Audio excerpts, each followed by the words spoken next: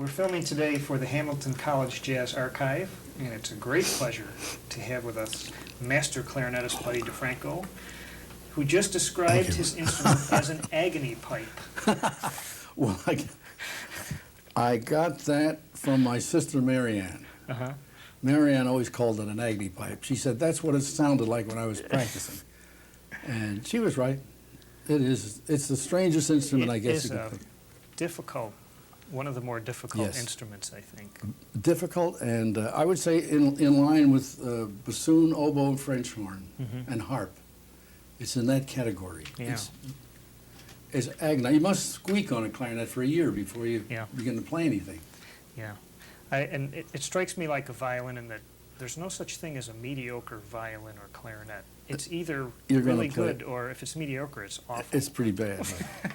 We've got a problem though in jazz. Too many mediocre clarinet players insist on playing. Yeah, but they figure, well, I can play sax, I can play clarinet. Can play clarinet, yeah.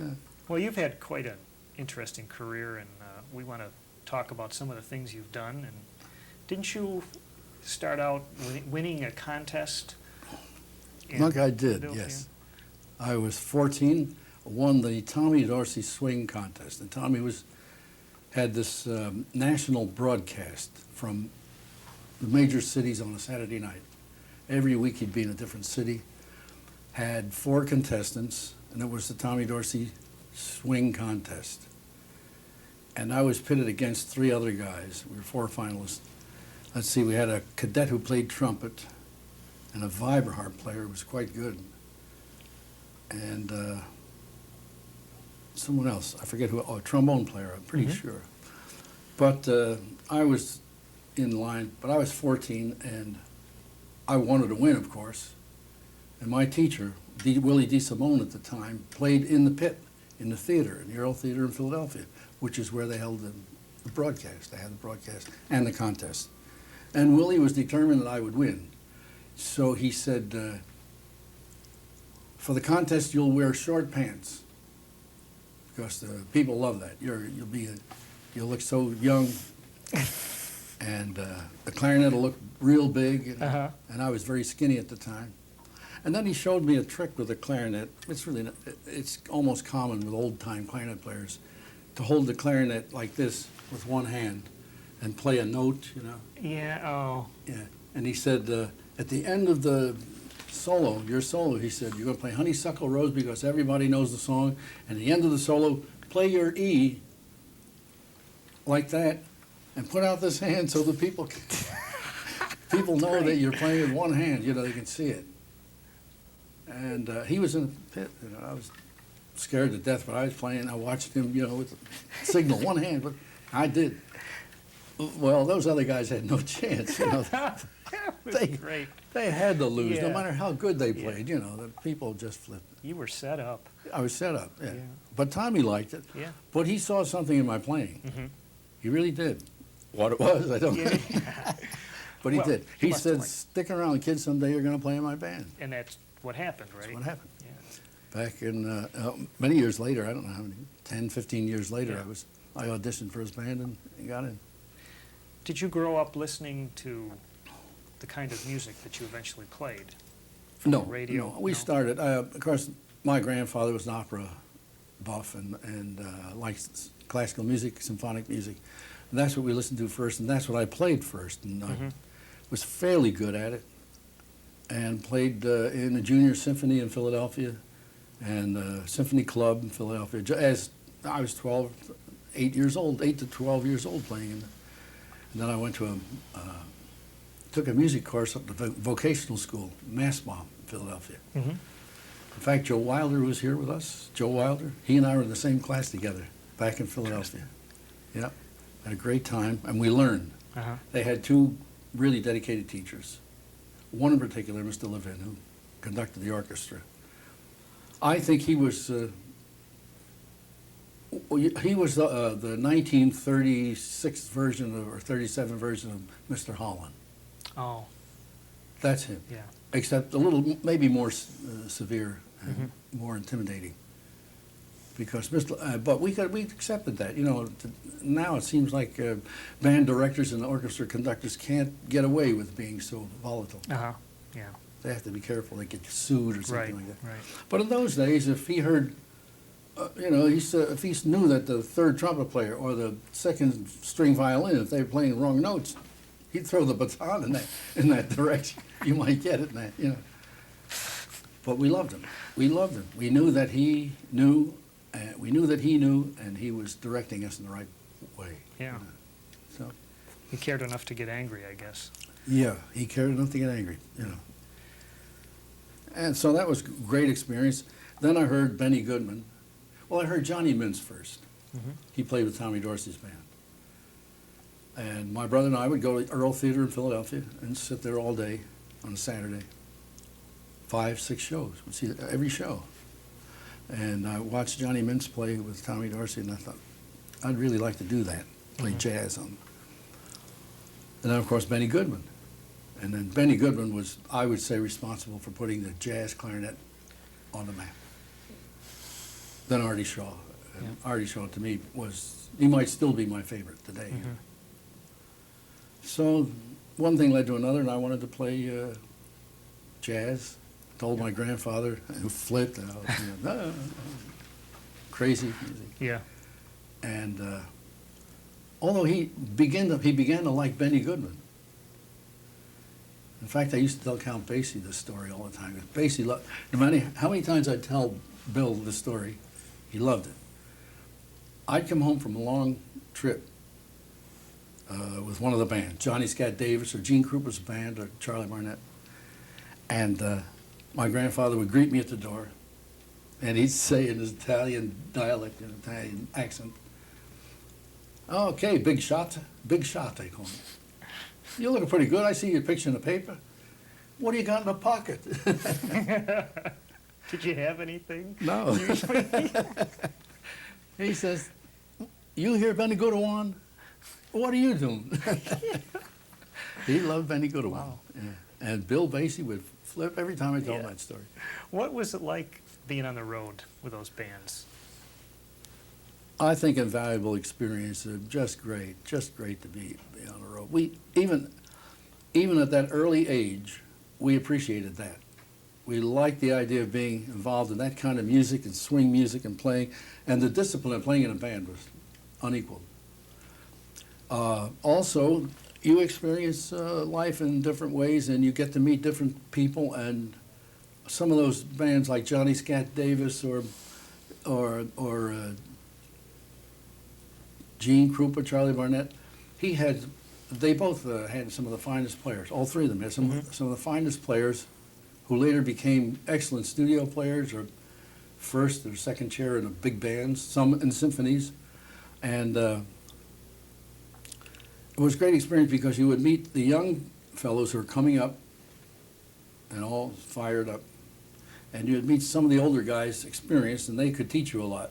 And then that gray middle section of boozers and dopers that were really on their way out, but still could play fairly well, but you knew they were sinking, which was a great lesson because we knew to avoid that gray area. Yeah. As young people, well, most of us anyway, not all of us. Right. Stay away from that and try for that top guy, try to be like him. Yeah. So your first couple bands, Krupa, Scat Davis, Krupa, Charlie Barnett, Ted Fiorito, right? And Boyd Rayburn. I don't know if you ever heard Boyd Rayburn. Heard of him. It was really the first outside band, first space music band.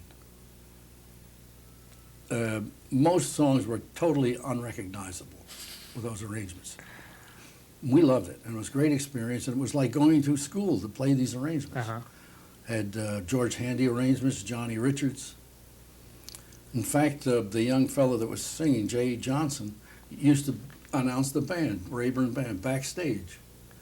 And he'd say, "From the planet Mars, here's Boyd Rayburn." Wow. And it was like that. And I tell my audience every time, that band was so far out, we could empty a room in 2 minutes. We did. It was nobody liked it.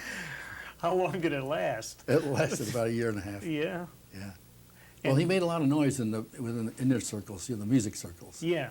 Yeah. Would they book you in it for a dance, though? Unfortunately, they booked this band for dances too, as well, because you had to fill in that. Right. In those days, you couldn't consistently play concerts. Yeah. So it had to be dances as well. And They danced out of the room, right? they danced out of the room. They broke their legs Jeez. trying. Oh. What was it like? Did you notice different responses in different parts of the country? No, actually, the amazing thing about swing and big bands was it was accepted generally in every area of the country. And even some areas where Dubuque, Iowa, you say, Dubuque, Iowa, why, played there, 5,000 people or whatever, all jumping up and down, and 500 in front of the stage, just listening, and the rest all dancing. Wow. Just incredible. In Dorsey's band, for instance, every guy in the band had his fan club. That's wonderful. And we played some stadiums, and it was so jammed with people that you just couldn't get off during intermission. They'd have to pass up the Cokes and water up to the band from the police, and the police would do that. They would just be so tightly wound around the bandstand. Couldn't get off. That was the pop music of the day. That was the pop music of the day, and also a lot of people wonder why jazz didn't stay in that, in that focal point, in that high area. When we started playing bebop, I say we because I was a part of the bebop era, and of course I heard Charlie Parker, and that was it. I had to be a part of that, and rhythmically it was a little different, and harmonically, and so we divorced 70 or 80% of the dancers. They could not dance to bebop. They could dance to straight swing music. That was jitterbug. But when we got complex rhythms and all that, they couldn't dance. So they couldn't, their brains couldn't handle the intellectual development of bebop, and their feet couldn't handle the somatic development. So they reverted to Neanderthal. Yeah. They had to, They found something else. They found something else. Yeah. They had to go back to in history and find the simple way to do it. So we lost out that way. That's part of it anyway. Right.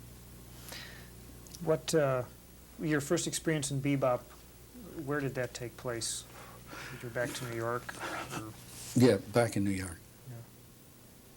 I had not worked with Charlie Shavers at the time, but we knew Charlie pretty well, and met him on Broadway. When I say we, Dodo Marmarosa was quite a piano player. I would say at 14 years old, he was one of the best in the world, jazz piano players, who also recorded with Bird and was on all the bands that I played with, including Tommy Dorsey. He was with Artie Shaw as well, Dodo Marmarosa. Artie loved his playing. But he and I ran into Charlie Shavers, and Charlie Shavers said, "There's some guy up in Harlem that I heard last week playing alto." He said, "I don't know what he's playing, but it's completely different and it's pretty wild stuff. You ought to hear it. You ought to go and hear it." So we made it our business to go and hear Bird when we found out where he was going to be up in Harlem, which was, I think, Minton's at the time. And when we saw him, he had borrowed a saxophone. He didn't even own a saxophone at the time. But I'm proud to say, from that time on, I said, I got to try to learn to articulate on the clarinet like he does on the alto. I was one of the first and very proud of it. And then just a short while later, Dodo Marmarosa said, "Why don't you play clarinet like Charlie Parker?" So I did. And I was really successfully the first bebop clarinet player in the business. Other guys were gravitating toward that, but I was the first. It takes an awful lot of facility to pull that off. Yes, indeed. It takes a lot of facility. And I was lucky because I had all that early excellent training, so I could do that. And Charlie Parker and Art Tatum, to me, are the two that stand out for genius in this business. Absolute genius. Everyone else, as good as they are, and this includes Oscar, and Oscar will tell you this. Oscar, to me, was the epitome of pianist. Would tell you that one of the innovators was Art Tatum. Nobody played like him before that. But after that, everybody tried. Charlie Parker was the same. Charlie Parker influenced every musician in the world that plays jazz. From his point on, even now, we all live in Charlie Parker's shadow. Yeah. Someone had a quote about that. Oh, yeah. If he could sue people for, oh my you know, gosh, for what they've taken from him. From what we've all taken. Yeah. We had to, you know. And what the strangest thing is, in some of the most commercial type bands, we used to call them Mickey Mouse bands, and even the rock groups unconsciously are playing a lot of those figures that Bird originated, not even aware of it. Right. And you can go to Bebop, Japan, and see a little guy get up and play tenor. He's maybe 10 years old, and he's playing bebop. You know, he's playing Charlie Parker, oriented music. Yeah. What did the record companies, what did they think of bebop? Most of them didn't understand it or didn't like it. It's only when bebop caught on with Dizzy and Bird and Jazz the Philharmonic that record companies began to say, well, maybe there's something here. Norman Granz had his own record companies and began selling records like mad. And so they got in on that. But most of the companies, executives in almost any era, didn't know what they were recording. I hate to say that, but pretty close to the truth. Yeah. Very few really knew, good or bad. What to market and what not to market. Yeah, exactly. What to market, what not to market. Yeah, that's really what it amounts to. The amazing thing about that era was that even though it never died. It just kind of faded. Then other music came in. Even though it faded, it never lost hold. It was always there, always consistent. We always had a loyal following around the world. Very loyal following. True, a narrow corridor, a narrow section of the public, but very loyal and always came to see us. Yeah. Yeah. Wasn't that much room, but if you were at the top of your game, then maybe you could get enough chances to play. Yeah, and even when things were really fading here for bebop, so to speak, or modern jazz, we could go to Europe. And we were always recognized in Europe, you know, so. Yeah. 70% of my income was in Europe for many years. 1950, around that area is when I decided I wanted a big band. But Willard Alexander came to me and said, I'm putting together a small group for Count Basie because big bands are kind of folding, which I didn't want to believe. I wanted my big band because I idolized Benny Goodman and Artie Shaw. But he was right, so he put me with the Basie band, 1950. And the guy I told you about, Lenny Lewis, he was managing them. No. He was a manager, yeah. So this was in Chicago. This was when the they Brass first Rail got in together. Chicago. Yeah. 6 or 7 pieces. It started out, let me see, Clark Terry and Bobby Graff from St. Louis, tenor player, myself on the front line. Bill Basie and Jimmy Lewis played bass and Gus Johnson played drums. And shortly after that, Freddie Green joined, and that was fantastic. Really made that. Had to have Freddie, right? Huh? I mean, Freddie was such a part of. He was a part of Basie. Basie, and Freddie came by a couple times and just sat in because he wanted to play. And Bill realized as well, this is a rhythm section. It was great to work with them. It was like going to swing school. And then Bobby Graff left shortly after we organized, and Wardell Gray came in, and he was just great. He was a great player. So that was quite a group. That quintet was quite a group, sextet.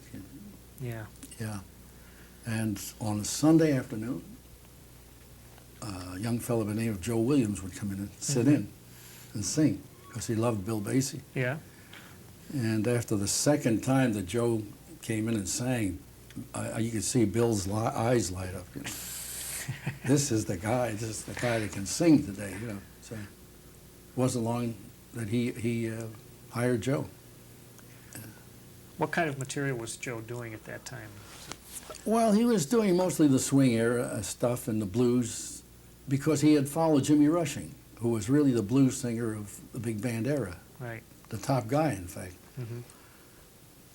But, of course, Joe Williams had that little extra something that added to his performance with Basie, the sound and robust voice he had, plus the fact that he could handle the ballads very well. So, that made him an extra feature. Yeah. And that was great. I enjoyed that. And how long did that group hang together? Hard to figure. I would say about a year and a half or so. Yeah. Basie found Lenny Lewis stealing and fired him. I found out also that Artie Shaw before all this happened, Artie Shaw chased Lenny Lewis down Broadway one time for some odd reason. Wow. But he was brilliant. I can't put him down. Lenny Lewis was brilliant. Yeah. A good promoter. Good promoter. And Basie will tell you the same thing, Bill Basie. I'll tell you, working with Count Basie was like, we were a family. That group was actually a family, as loyal as a family, maybe more so. And it was one of the happiest experiences of my whole career. You know, for instance, playing with Tommy Dorsey was a great experience. But that was almost a terrorizing experience in many ways, because Tommy was bigger than life and he could fire you at a drop of a hat, you know. He was generous, and I'll quote Zoot Sims, you may have heard it, Tommy Dorsey was a great bunch of guys. So he was all those things. But Bill Basie was one of the nicest people in the whole world. And it reflected in the group, the way we got along. And was there ever a problem with the racial mix in the group? not in the group. Never. Not in the group, but Well, yeah, but we used to consider the people on the outside who had problems with the race combination, with civilians.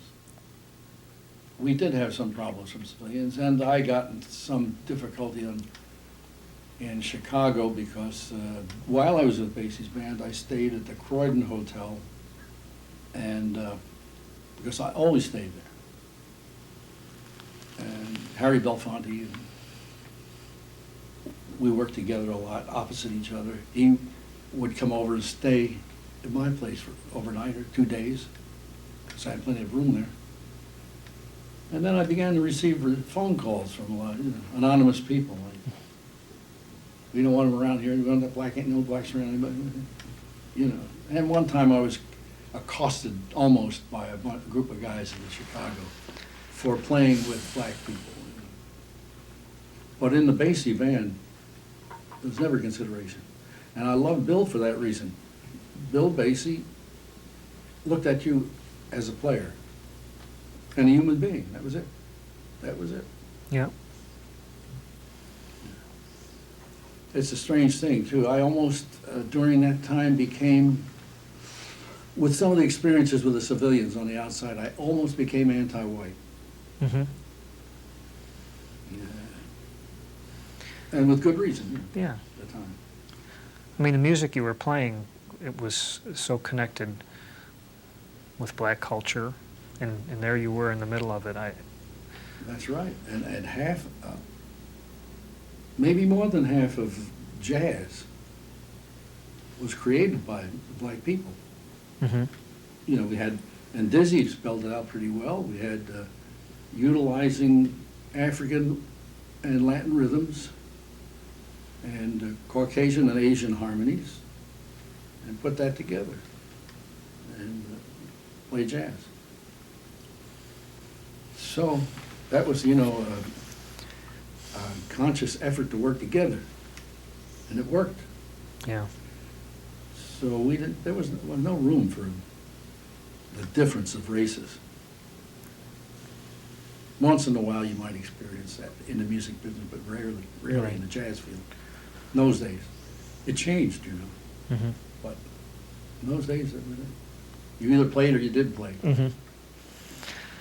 So shortly after that group, Basie was able to economically, I guess, add his people back into There the again, group. Willard Alexander said, the time now is right for the big band, and I think Bill Basie's the kind of a guy that could spearhead this kind of thing. And he knew that he had Joe Williams with Basie's band, who was a plus factor, not only musically, but commercially. And he said to Bill Basie, time for the big band. And everybody in the business, including Norman Grant, said, well, no, I better not take a chance, big bands are finished. But Willard said, no, let's go ahead. And they did, and they soon made a couple records, and they made one every day Yeah. with Joe Williams, and that was a smash. Big hit. So that catapulted Basie right up to the top again. Mm-hmm. And it also brought the idea of big bands back into focus. And as a result of that, and the guys like Woody Herman and Stan Kenton, some others that were kept on operating, they've instigated perhaps more than 30,000 big bands that are operating now in schools, Mm-hmm. which nobody knows about. But that's a lot of people. That That's is. a lot of bands. You got into some jazz education Oh, yeah. early on. I still Yeah. am. Well, it was a recommendation from Stan Kenton. Mm-hmm. Things were very rough, and I wasn't doing too well, and I was griping and moaning with Stan. And Stan said, well, that's true, things are bad. He said, why don't you do what I do? Let's get into the schools and try to salvage something from the young people in the schools. Uh-huh. We know we're not going to do much good with the older or middle, but let's get in the schools and get the young people and see what we can do. And I did. I started going, teaching, and doing these clinics and masterclass Mhm. sessions in schools, which also instigated a lot of interest in not only the bands, but the clarinet. Yeah. Yeah. Yeah, because the clarinet had really almost died Yeah. as a jazz instrument. But we kept it going. Did a good job too. I mean, it's still happening now. Oh, I think because there of are that. more clarinet players Yeah. now than there have been in 20 years. Yeah. Yeah, which is great. And for a few years, you were leading the Glenn Miller Orchestra. I did for 8 years. Yeah. 66 to 74. Yeah. I saw you in Rochester, New York. and- Did you really? Yeah. I think it was 66, actually. It was You're a shortly. good man. In Yeah. fact, last week we received a CD that's just released in Japan of the band. The last group that I led, the last Miller band, Mhm. we recorded in Japan. It's taken 24 years to release that record, but we got a copy of the CD, and it's a great CD, and the band is just terrific. And you could hear that youth and fire in that band. Mhm. Yeah. So, we proved something there also. When I say we kept the idea of that big band and swing going. And it turns out that Glenn Miller Band is probably the most popular band in the world. That includes Japan. Uh-huh. Number one band there, Glenn Miller Orchestra. In Japan, is that right? Yeah. Yeah. Boy, that's saying something.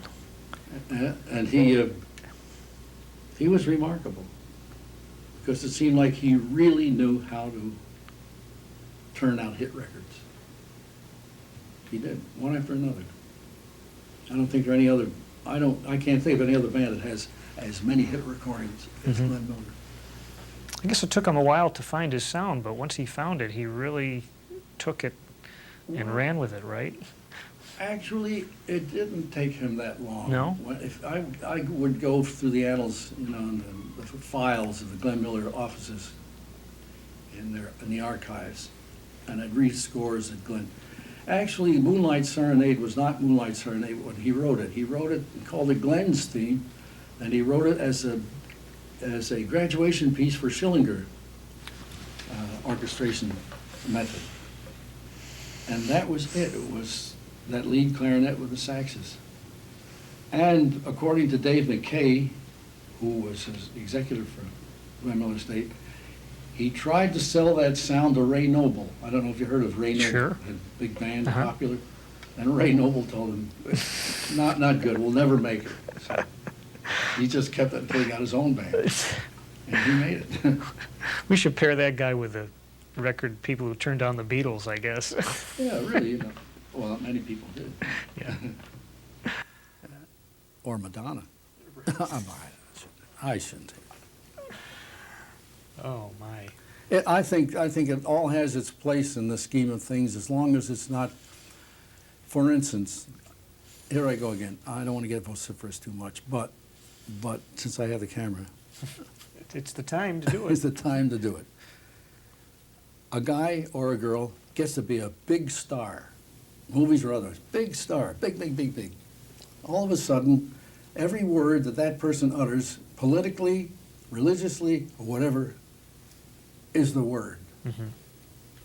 They're an authority on everything that happens. And I found out that's really not true at all. I found out also that great talent in music has nothing to do with intelligence. It's another part of the brain that's operating. But whoever gets really, really big and popular, they're the ones who become the guru or whatever, and people accept everything they say. Mm-hmm. Well, it's really too bad. It really shouldn't be that way, you see. But there's a place for everything. So therefore, back to my original premise, you may not be a good musician, but you are an entertainer, and you have the charisma. Mm-hmm. That's it. Don't label this person a musical genius, right? Because we know there's only two of them now. There was Parker and Tatum, right? Well, I think there might have been more, and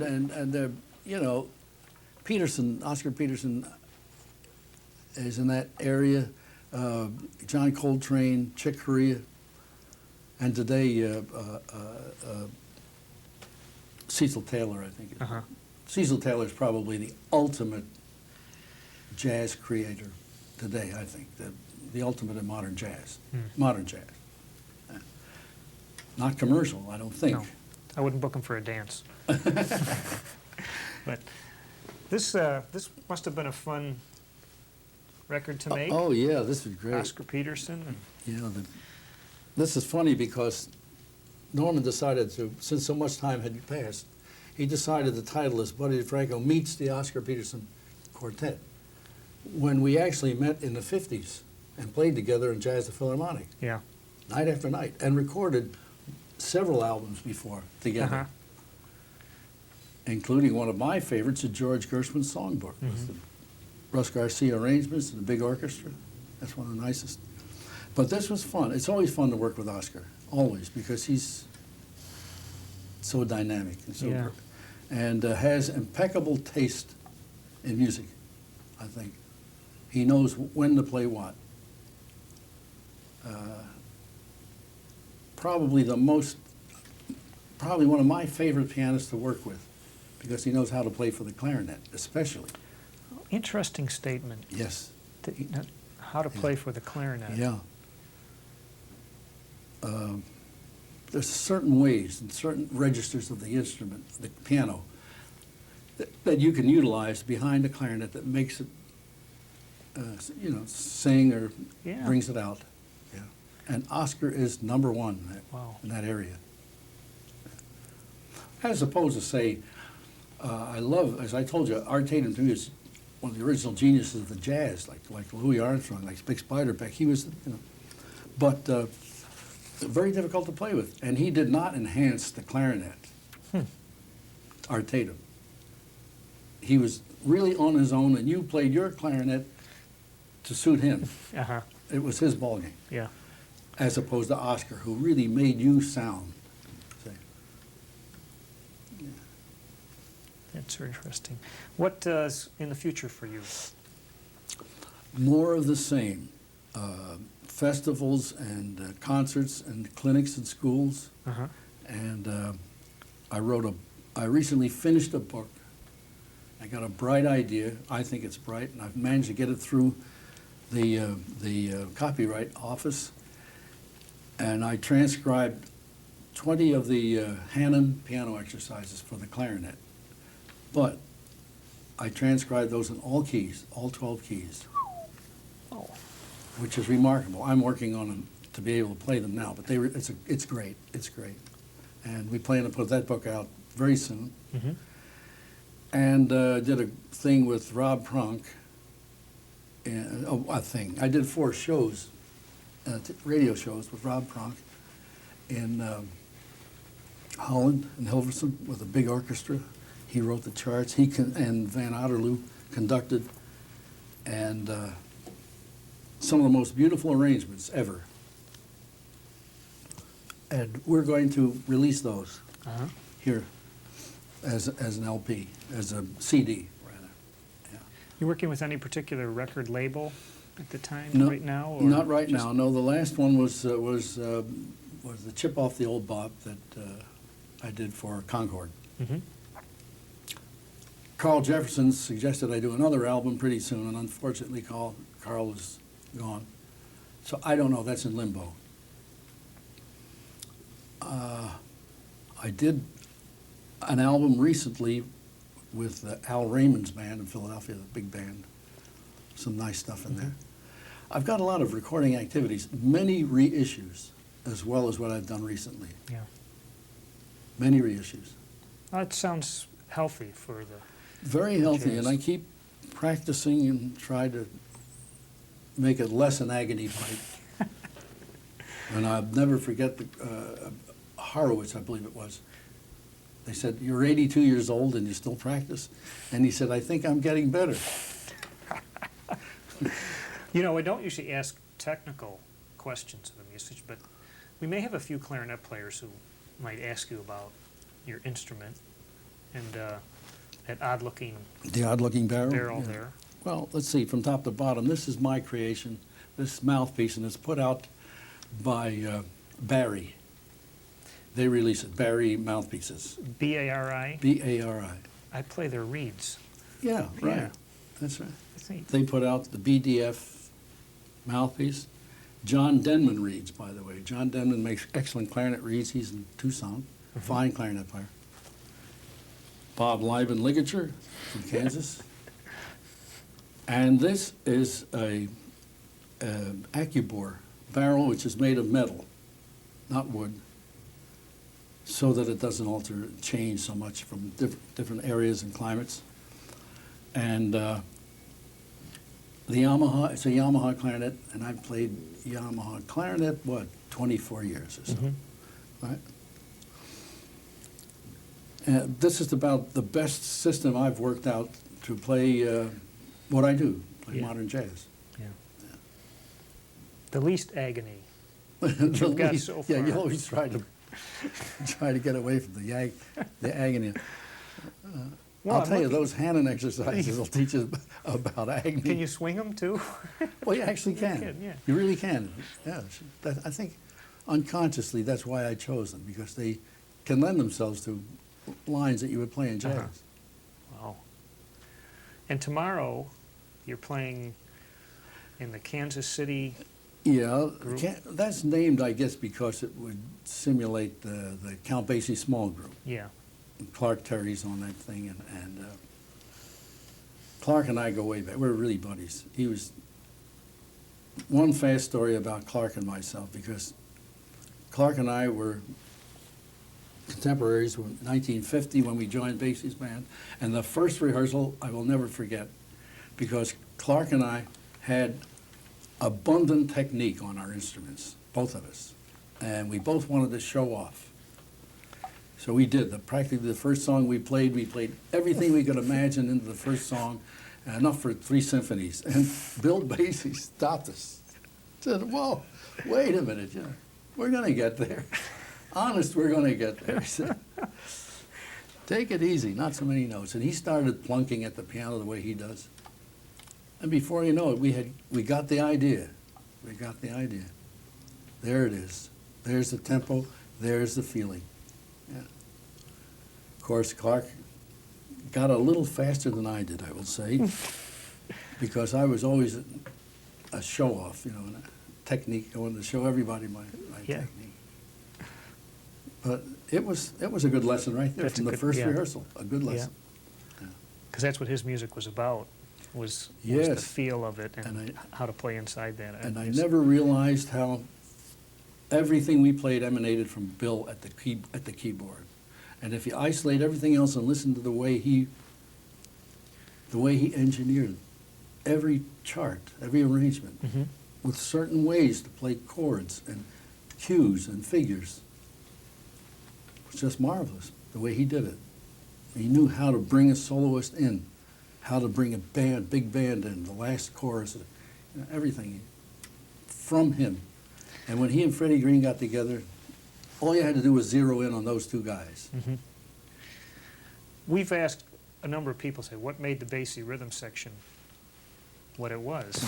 And right. They agree with you. Absolutely. Yeah. Without a doubt. And Joe, I've read about Joe he would talk about hearing his cues from Basie. When he heard Basie play something, he knew he had 8 bars or 12 bars to get up there. And that's true. Yeah. Basie had a cue for everything. He even had a cue for the audience, feeling of what they wanted at that time.